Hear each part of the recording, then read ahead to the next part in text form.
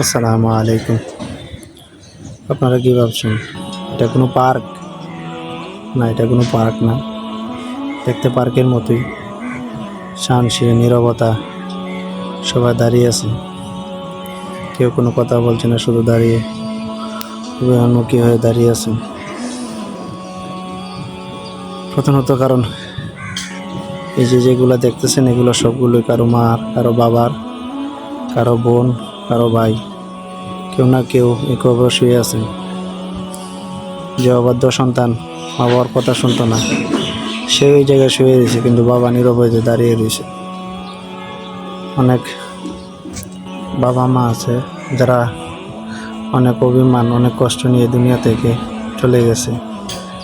সন্তান কথা শুনতো না, মার কথা, বাবার কথা, ভাই বোনের কথা, অনেকের কথা শুনতো না।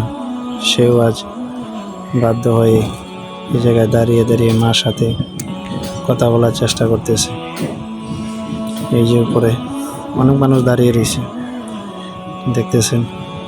তারও কারো না কারো বাবা, কারো ভাই, কারো বোন, কোন আত্মীয় স্বজন যে কেউ হোক, একজন এই জায়গায় শুয়ে রয়েছে, কিন্তু এক পাশ থেকে কথা বলতেছে, অন্য পাশ থেকে কোনো সাড়া দিচ্ছে না। যে সন্তানকে মা বলতো আজ শুক্রবার, আজকে তোমার ছুটির দিন, কলেজ নেই, স্কুল নেই, যাও। তোমার বাবা তো অনেক কষ্ট করে কিছু আজকে বাজার থেকে কিছু বাজার করে নিয়ে আসো। সেই সন্তানটা বলতো আজকে আমার হাতে সময় নাই, কথা না বলে চলে যেত খেলার মাঠে। আজ সেই সন্তান শুক্রবার ঠিকই, কিন্তু খেলার মাঠে যায়নি, নামাজ শেষ করে তার মার কবরের পাশে দাঁড়িয়ে রয়েছে, অবুঝ শিশুর মতো দাঁড়িয়ে দাঁড়িয়ে কথা বলতেছেন রবের সাথে, কিন্তু কোনো সাড়া পাচ্ছেন না। সময় থাকতে আমরা সময়ের মূল্য দিতে জানি না।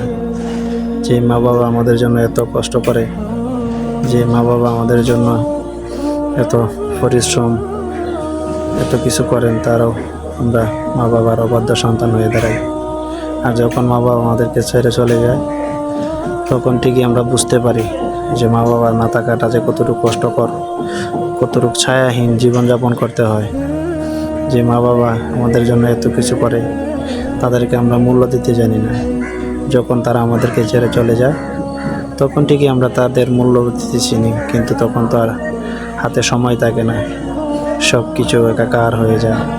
মা বাবাকে ছাড়াই চলতে হয়। যে মা বাবাকে আমরা কখনো বোঝার চেষ্টাই করিনি যে আমাদের জন্য তারা কতটুকু পরিশ্রম করে, তারা কতটুকু ভালোবাসে। যখন তারা চলে যায় তখন ঠিকই বোঝা যায়।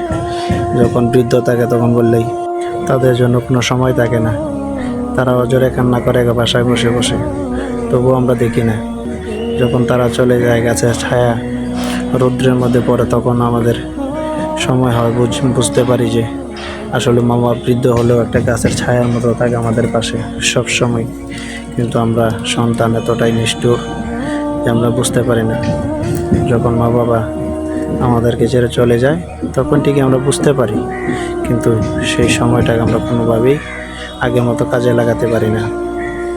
এই মা বাবার কবর, দাদা দাদির কবর, সবাই এখানে শুয়ে আছে নীরবে, আর সন্তানেরা অজস্র কান্না চোখে নিয়ে দাঁড়িয়ে আছে মা, বাবা, দাদা, দাদির সবার কবরের পাশে।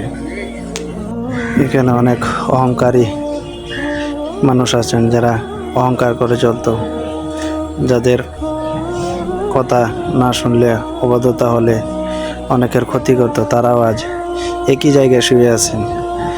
যারা গরিব মানুষ বা পথচারীদের দেখতে পারতো না, তারাও আজ একই পাশে একই সাথে শুয়ে আছেন। তাই এখনো সময় আছে, নিজে বোঝার চেষ্টা করুন, নামাজ পড়ুন, আল্লাহর প্রিয় বান্দা হন। এই কবরে কেউ আপনাকে সহযোগিতা করবে না। আপনার লাখ লাখ কোটি কোটি টাকা আছে, কিন্তু সেই টাকার কোনো মূল্য পাবেন না সেই কবরে, যে কবরে আপনাকে একাই থাকতে হবে।